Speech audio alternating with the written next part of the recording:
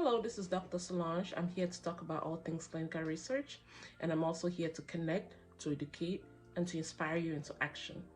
Today, I'm going to be talking about something very interesting to me. Why clinical research? If you are not in the clinical research space, you would find that most people, when you tell them you work in pharmaceuticals or in research, they always ask you, why research? Why did you choose that field? And other people are really against it. So it is always an interesting topic to take on a table where there are no other researchers. So today I thought I'd tackle the topic of why research. I actually would ask, why not, right? Why do I say that? I say that because clinical research is necessary. It's necessary. Think about it. Years ago, people used to die from common bacterial infections. Just having a bacterial infection was a death sentence. Antibiotics that we take we take very often these days, and people don't think twice about taking them. There was a day that they did not have access to antibiotics because the research wasn't done.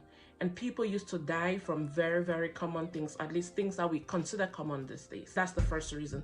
Second of all, as humanity, we're evolving. We already know about all sorts of cancers that are happening these days. And if we do not study it, how are we going to get better? Given nobody lives forever. But why, if we could decrease the pain that people go through or increase people's lifestyle or lifespan, why not? That's my question. So today, besides just doing what is right for humanity and fostering a lifestyle, time of how long people get to live, I also thought that I just talk to people and educate people on as to why we undergo clinical research. So a few reasons would be to determine safety of medications, right? Safety meaning we want to find out any side effects that we did not know in preclinical. Just to backtrack, before studies get into clinical research, they have gone through extensive preclinical research. And preclinical research is research done on animal studies, right? Prior to doing human studies.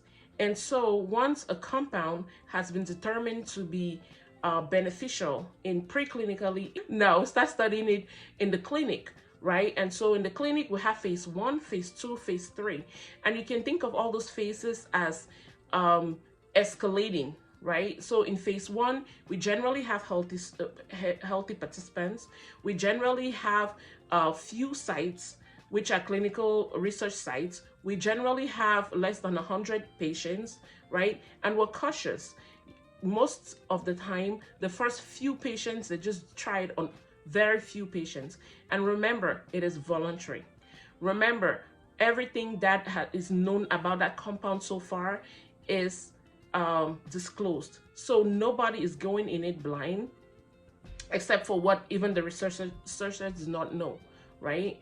So we have phase 1, phase 2, phase 3, and when we move into phase 2, we're still thinking about the safety, which means that we're trying to figure out the side effect profile of that drug, but we are also thinking about efficacy, right? How effective is the drug to treat the disease that we are thinking of, right? So with that being said, if the drug is safe and the drug is showing efficacy in phase 2, we move into phase 3. And phase 3, we're now studying it generally globally, thousands of patients. Again, we're just trying to ensure that this drug is safe for the society before it moves into the market. Now, let's rewind. Why do we do it? We do it to determine the efficacy. We do it to determine efficacy. We do it to determine efficacy. We want to determine treatment for rare diseases or indication for sicknesses that we do not have treatment for. Believe it or not, there are lots of things out there that we do not have treatment for. And the other side of the coin is there are diseases that have treatment, but some people cannot take it due to things like allergies or their bodies just do not react well to it, right? So we need alternative treatment. And then we also need treatment for chronic diseases, let's say maybe diabetes or hypertension. We want those patients to have alternatives or choices that have less side effects, right? So we're also talking about to just decrease side effect profile of some medications. We are also thinking about preventive care. We are thinking about screening. We are thinking about basic science, just understanding the pathology or the pathophysiology of a disease state, right? So clinical research is very important in order to foster research. Now, let's go down to why, other reasons why you might want to get into clinical research. Financial reasons, right? The salaries of most people who work in clinical research is generally above 6 figures, right? And so we can go anywhere, let's say from 80,000 all the way to 500,000. Folks in research generally have very generous bonuses, especially when you work for a sponsor. For sponsors, their bonuses can go from 15% all the way to 50%. Actually, I've had a company that advertises 55% of your salary, and the base salary is already high, right? So we're talking about stocks. Most companies, especially especially at the managerial level and above, they have really generous stocks. They provide, some companies provide cars. They pay for your cell phone. They pay for your Wi-Fi. They have flexible working hours. They have remote work. I mean, the list goes on. Why wouldn't you want to be in research? It's the question I ask. I know I love research. I know why I'm in research. I'm in research because I am a true believer in the fact that we still have a lot of work to do. And who else to do it besides us or me?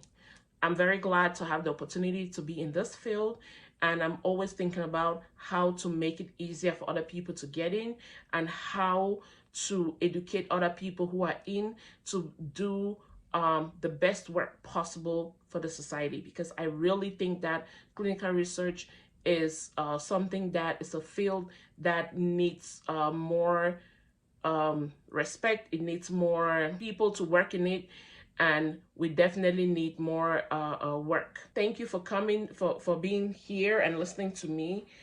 I hope this was educative to you, and this would at least give you a reason to think through or think about clinical research if you're a healthcare provider or if you are just a lover of science.